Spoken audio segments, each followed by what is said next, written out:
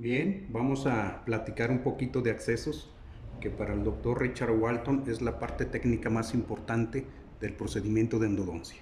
El acceso no es más que ir eliminando todas esas estructuras que nos estorban o que nos limitan una entrada casi directa hasta el foramen, es decir, hasta la puntita de la raíz. Entonces, ¿qué es lo que nosotros tenemos que hacer?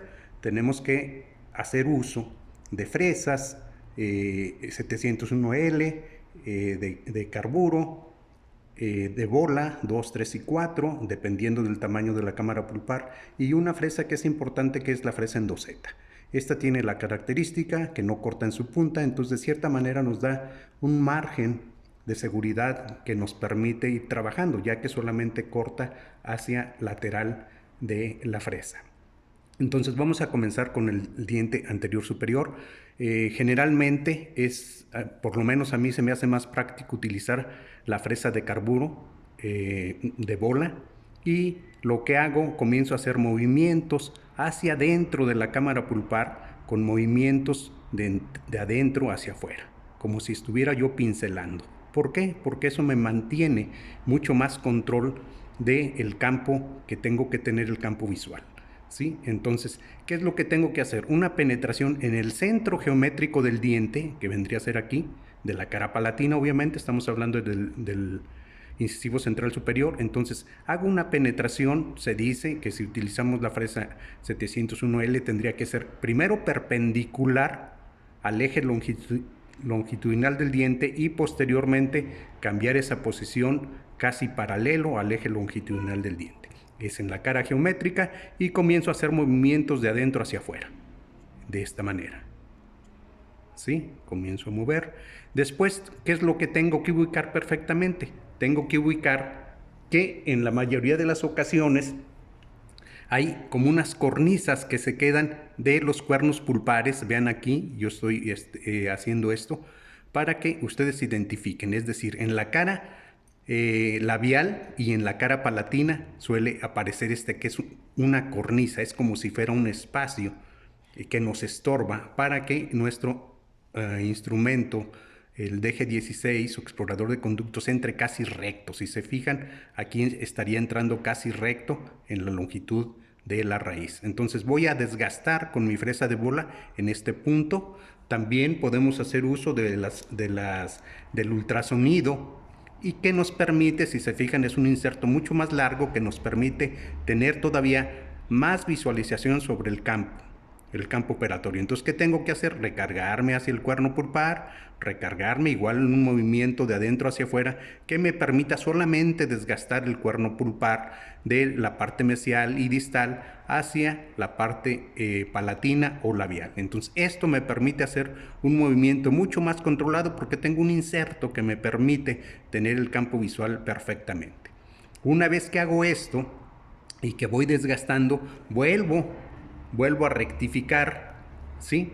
Y entonces, ¿qué es lo que estoy haciendo? Verificar que no me quede cuerno pulpar. Acuérdense que si nos queda cuerno pulpar, se va a oxidar, en este caso, el material orgánico, y va a provocar una coloración del órgano dentario hacia la parte vestibular. Entonces, mucho cuidado con esto. De lo que se trata del acceso es de eliminar la dentina sin soporte, eliminar, en este caso, si tuviera resinas o tuviera material de reconstrucción, hay que eliminarlo totalmente, de tal forma que cuando yo termine mi acceso tenga una posición casi perpendicular de la entrada a la entrada del conducto hasta el foramen, o sea, hasta la salida del foramen. Entonces, si se fijan, ahorita lo voy a meter y vean cómo ya no hay, digamos, interferencias notables que me puedan complicar el procedimiento. Entonces, esto sería el paso número 1, el acceso hacia la cámara pulpar, o el acceso, en este caso, hacia el conducto. ¿Sí? Entonces vamos a ver aquí esto. Les voy a mostrar también unos accesos, los más representativos. En este caso es el incisivo central superior.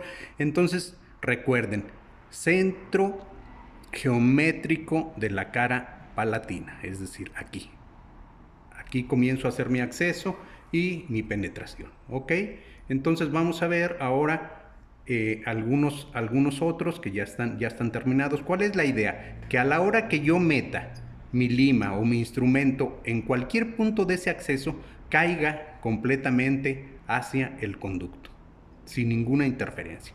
Es decir, sin ningún hombro, sin ningún escalón en el cual mi lima pueda atorarse y pueda desviarse. Entonces el acceso en endodoncia, decimos, puede estar solamente como una penetración, que no es otra cosa más que un agujero. Eso no es un acceso. Tengo que tener la calidad suficiente, de tal manera que yo introduzca la lima y en donde quiera que yo la meta, caiga directamente hacia el conducto. Entonces este fue el acceso en los molares superiores, que generalmente, si se fijan, va a tener algo así como un acceso o ligeramente ovalado o triangular. Se dice que triangular sería el perfecto, con una base en la parte vestibular y en la parte palatina el vértice, ¿sí? Ese sería el acceso en el diente anterior. Entonces, si se fijan, aquí tenemos otro. Bueno, el lateral superior es muy similar al central. Es ligeramente más reducido en tamaño, entonces pues obviamente mi acceso va a quedar más reducido, ¿sí? Tiene las mismas características, una base hacia el borde incisal y un vértice hacia palatino. Pero vean, la entrada debe estar completamente libre hacia el conducto y obviamente hacia la terminación en el foramen apical. ¿Cuál es la pretensión? Que a la hora que yo ponga mi lima, cualquiera que ésta sea, vaya lo más recto posible hasta el foramen apical. Vean aquí, casi estaría paralela, ¿sí?, al eje longitudinal del diente. Esa es la idea, ¿sí? Y que salga acá en el foramen. O que pues ya yo pueda tener esa facilidad para terminar en este momento mi acceso. Vamos a platicar del acceso en un canino inferior de igual manera, ¿sí?, con mi fresa de adentro hacia afuera para tener yo un control preciso de lo que estoy haciendo, tratando de eliminar, en este caso, la parte primero del esmalte y luego la dentina, ir conduciéndolo hacia mi forma del acceso. Este sería un canino inferior. También de lo que se trata es de tener una vía lo más directo posible hacia el foramen.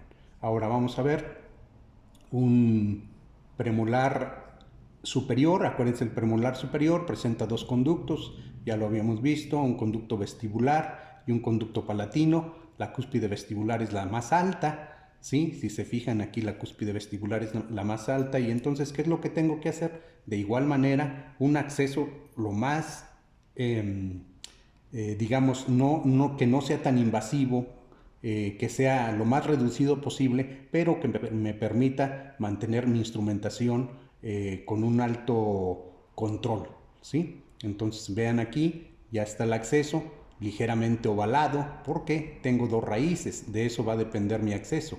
Entonces, si tengo dos raíces, pues el acceso tiene que ser ligeramente ovalado o en forma de 8, cuando está completamente separado un conducto de otro en la cámara pulpar, ¿sí? Entonces aquí sigue manteniendo. Si se fijan aquí, yo al hacer ya el acceso, ¿sí?, y tener, digamos, ese control, ya sea con mi fresa de bola o mi endoseta para terminación o con mi inserto de ultrasonido, ¿qué es lo que voy a hacer? Voy a tener mucho más control y más profundidad, ¿sí? Entonces esto es lo que tengo que intentar hacer en mi acceso en premolar superior. Y vean cómo queda. Esto es ligeramente ovalado, sin que destruya tanto mi estructura dentaria o mi remanente, porque muchas veces pues, estamos supeditados a caries y entonces el remanente tiene que ver con el acceso. ¿Ok? El número de conductos, la anatomía del diente que se trate, tiene que ver con el acceso. Entonces, una vez terminado mi acceso en el primer premolar superior derecho, ahora vamos a ver un premolar inferior. ¿Qué característica tiene? Si ustedes se ubican, vean la corona clínica, cómo tiene una inclinación, ya les había comentado en la teoría, hacia la parte lingual. Entonces, si yo me sigo recto al hacer mi acceso, es muy fácil que yo me equivoque y que me salga. Es decir, si se fijan, En esto, si yo me sigo recto, aquí me estaría saliendo hacia la parte vestibular de la raíz. Entonces tengo que considerar esto. ¿Por qué? Porque mi corona clínica tiene esa inclinación, ¿sí? Como si viera hacia la cara lingual. Entonces comienzo a hacer mi acceso de igual manera, va a ser ovalado por la forma que tiene la corona, pero dirigido hacia la parte del lingual, hacia vestibular, ¿sí? ¿Se fijan? Aquí está. Este es el premolar inferior. Entonces, una vez que está establecido mi vía de penetración casi directa hasta el foramen, considero que mi acceso puede estar terminado, ¿sí? Entonces ahí ya tenemos el acceso del premolar inferior. Ahora vamos a ver el primer molar superior. El primer molar superior tiene, bueno, los molares en general tienen una característica importante, es decir, los accesos no van a pasar o van a pasar ligeramente del surco vestibular hacia mesial. Ya comentamos también eso. ¿Por qué? Porque toda la entrada de los conductos se dirige de distal a mesial. Entonces, esto es suficiente. Si se fijan, este es un acceso en un primer molar superior. Y aquí lo que tengo que cuidar y un punto de referencia con mucha más precisión que nos lleve a trabajar y con más seguridad es, acuérdense, les dije, la base de la cúspide mesiovestibular, tengo que comenzar en la base de la cúspide mesiovestibular. ¿Por qué? Porque se encuentra el cuerno más alto, que es el cuerno mesiovestibular, y abajo del cuerno mesiovestibular se encuentra el conducto del mismo nombre. Entonces tengo que ir teniendo referencias anatómicas que me permitan hacer un acceso correcto sin destruir, ya les decía, la estructura de la corona clínica.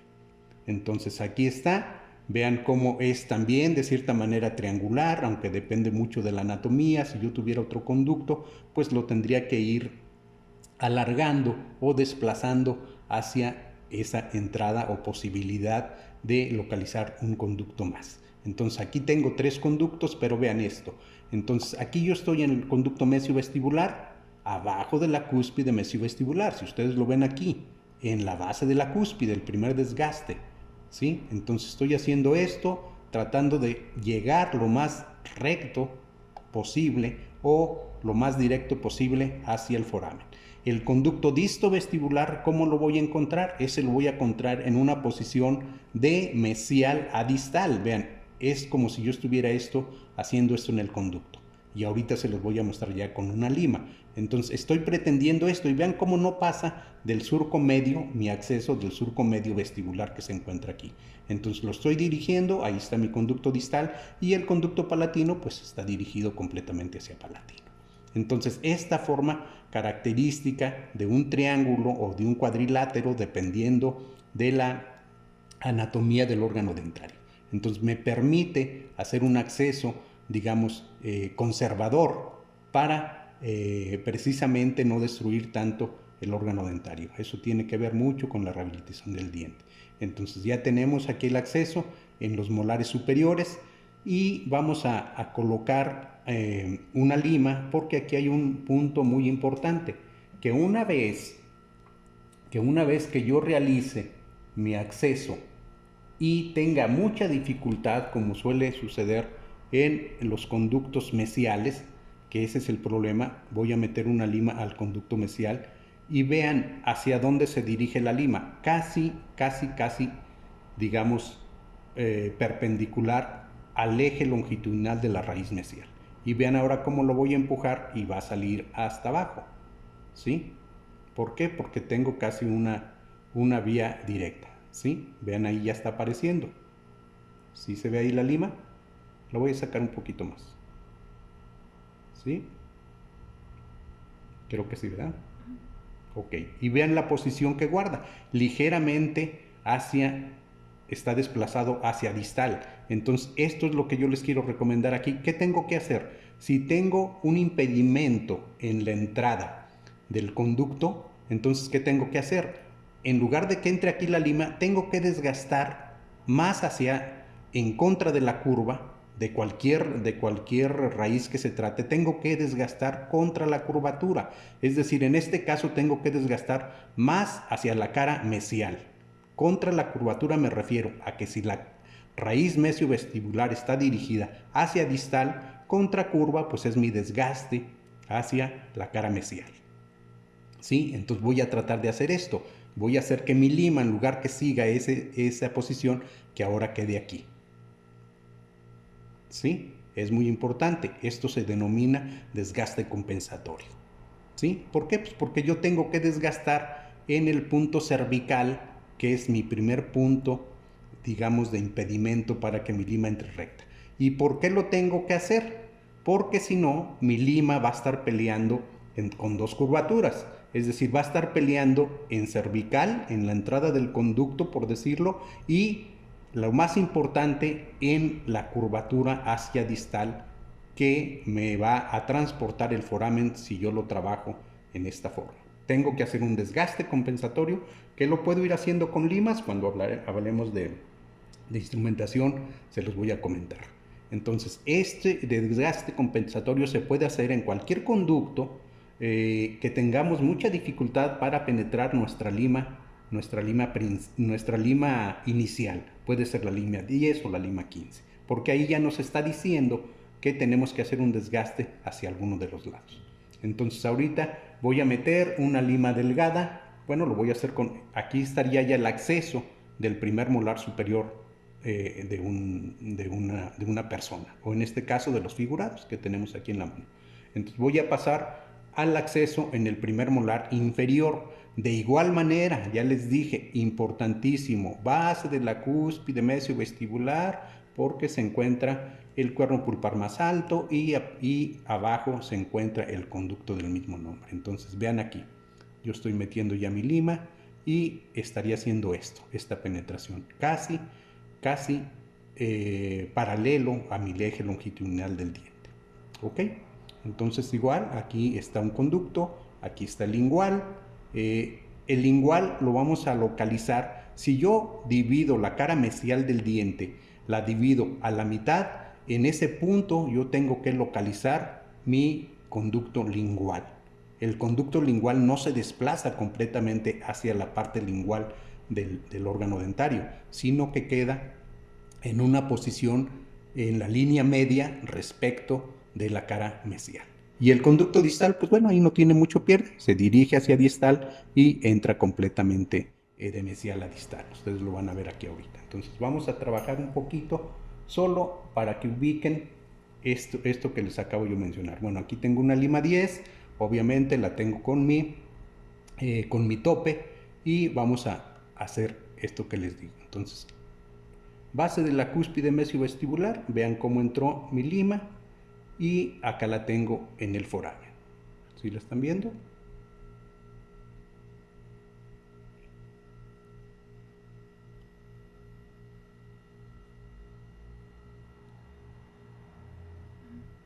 Ok, entonces vean cómo mi lima está acá arriba. Entonces el tope que yo tengo, si se fijan ahí el tope me sirve para obviamente determinar mi longitud de trabajo y sobre todo el punto de referencia. ¿Sí? ¿Para qué me sirve el tope de la lima? Para el punto de referencia, que es decir, dónde yo voy a trabajar, y aparte mi longitud establecida de trabajo. No es la misma la longitud, digamos, de mantener patente un conducto a la longitud de trabajo. Entonces ahí está. Y ahora vean desde acá arriba, en la base de la cúspide mesiovestibular, ahí se encuentra el conducto. Entonces no hay que hacerlo de una manera que nos compliquemos, al contrario, que se nos faciliten las cosas. Ahora lo voy a meter en el conducto lingual de este mismo molar. ¿Sí? ¿Qué hago? El movimiento de penetración, bueno, ya lo reforzaremos cuando hablemos de instrumentación, es lo único que voy haciendo es como explorar el conducto a través de mi lima, es decir, voy introduciéndolo y voy haciendo que mi lima, digamos, gire un poquito hacia adentro. Ven el movimiento que estoy haciendo con los dedos, ¿sí? Muy suave. Entonces, aquí estaría. Y vean la posición que guarda. ¿Qué les dije? ¿Dónde entra? En la mitad de la cara mesial. ¿Sí? La mitad de la cara mesial. Ahí la tienen ustedes. Y el conducto distal, pues no tiene mucho pierde. El conducto distal, aquí lo voy a dirigir de mesial a distal. Vean la posición de la lima y vean cómo va a salir abajo. ¿Ok? Aquí está mi lima. Ahí está, ¿sí? Entonces vean la posición. Igualito que como tengo yo la raíz, así entra mi lima. Ahora, ¿qué vamos a hacer una vez que he establecido nuestro acceso de manera correcta? Ok, entonces eso sería con respecto de los accesos y el desgaste compensatorio que ya les comenté también. Hasta aquí dejamos la parte de accesos y vamos a seguir trabajando.